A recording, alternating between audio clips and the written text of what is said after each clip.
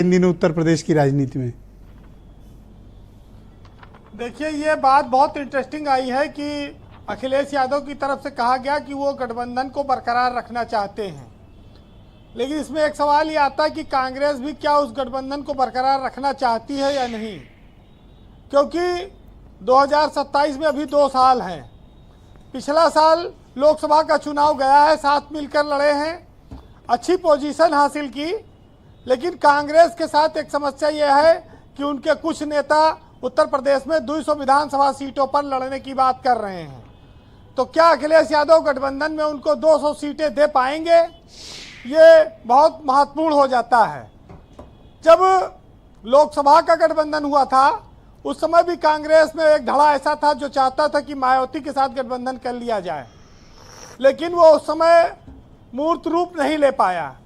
अब जब विधानसभा में चुनाव आएगा तो स्थितियां अलग होंगी, क्योंकि 24 का माहौल अलग था, 27 में माहौल अलग होगा।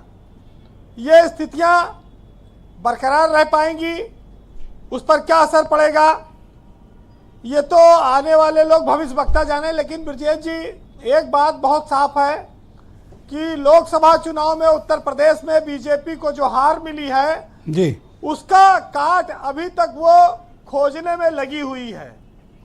और कहा जाए तो इस समय दलित वोटों को लेकर ही सारी लड़ाई चल रही है, नेता आपस में भिड़े हुए हैं।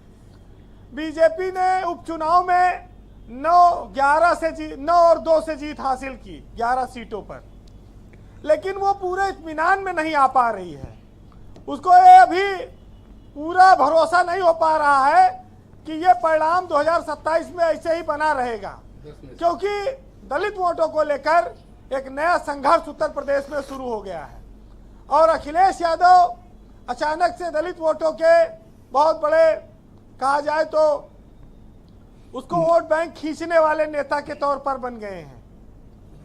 ये बात लोगों को महसूस है, इसीलिए भाजपा ने इस बार अंबेडकर की जयंती पर हर गांव में, हर बूथ पे कार्यक्रम कराया कि दलितों में यह मैसेज जाए कि भाजपा उनकी सच्ची हितैषी है।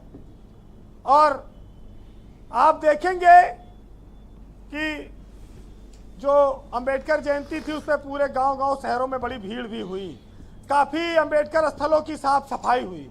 अब इन दिनों एक नया चलन शुरू हो गया है, अखिलेश यादव हर जिले में थानेदारों का जाति बता रहे हैं और वहां पर पुलिस जवाब दे रही नहीं, जितना आप दावा कर रहे हो उतना नहीं है, ओबीसी और दलित भी हैं। एक नया ये भी बवाल मचा हुआ है पिछले 4-5 दिन से। मायावती ने जरूर अपना रुख पलटा है और वो सपा के प्रति कड़ी हो गई हैं और उनको स्टेट गेस्ट हाउस कांड फिर याद आया है। इससे वो समाजवादी पार्टी के प्रति सीधी लड़ाई में है। भाजपा के लिए वो नरम दिखाई पड़ती हैं, लेकिन स्टेट गेस्ट हाउस कांड जब उनको याद आया, उसके पहले 2019 में वो सपा के साथ गठबंधन करके चुनाव लड़ चुकी हैं। तो 20 साल पहले वाली बात याद है और 5 साल पहले वाली बात भूल गई, तो ये एक उनके साथ बड़ी समस्या सी बन गई है। अब वक्त के साथ कहानियां बदल रही हैं, परिणाम क्या होगा ये कोई नहीं जानता, लेकिन कांग्रेस और सपा का गठबंधन बरकरार रहेगा ये अभी कहना अभी बहुत कठिन है, बहुत आसान नहीं है। ये कह तो रहे कि हम एक साथ लड़ेंगे, लेकिन ये लड़ पाएंगे कि ऐसी बात बहुत मुश्किल है। ब्रजेश जी, बसपा कभी अपने भतीजों को निकालती है, कभी समझी निकालती है, कभी वापस ले लेती है। क्या इससे उसका रिवाइवल हो जाएगा या बसपा को वोट बैंक बढ़ जाएगा, लोग उनको फिर वैसे हाथों हाथ लेंगे? बसपा के रिवाइवल के लिए मायावती को जमीन पर, सड़क पर आकर बाहर आना होगा। अच्छा, क्या ऐसा था जो अभी देवकी नंदन जी कह रहे थे कि कांग्रेस के साथ नजदीकियां बढ़ रही थी? आए हैं उनकी शाखाओं से टूटे हुए पत्ते भाजपा और समाजवादी पार्टी में दलितों को जोड़ने का काम कर रहे हैं जी। दद्दू प्रसाद हैं, इंद्रजीत हैं, लालजी वर्मा है, राजभर हैं, तमाम सारे लोग हैं, वही भाजपा में तमाम लोग काम कर रहे हैं। तो बीएसपी के लिए अभी कनेक्ट हो पाना ही बड़ी मुश्किल बात है, वोट बैंक को संभाल पाना तो एक दूसरी चीज हो गई। आरक्षण के मामले पर बीएसपी बयान देकर शांत हो गई और उसको वो समर्थन जो समाजवादी पार्टी और कांग्रेस के गठबंधन ने हासिल किया लोकसभा में, वो नहीं कर पाई। लेकिन सियासत में जो लोग कहते हैं कि कुछ भी संभव है, हम लोगों ने सुना था कि सांप और नेवला में दोस्ती नहीं होती है, आज तक नहीं हुई है, और बाघ में और हिरण में दोस्ती नहीं होती है, लेकिन राजनीति में दोस्तियां ऐसी होती हैं, चाहे बाघ बकरी में हो और चाहे सांप नेवला में हो। ये होती रही है, होती रहेगी। जी कंक्लूड करें वीरेन जी। जो लोग 2 साल पहले से गठबंधन के लिए आशान्वित हैं, उनको दूसरे ओर से भी प्रतिक्रिया आने का इंतजार करना पड़ेगा।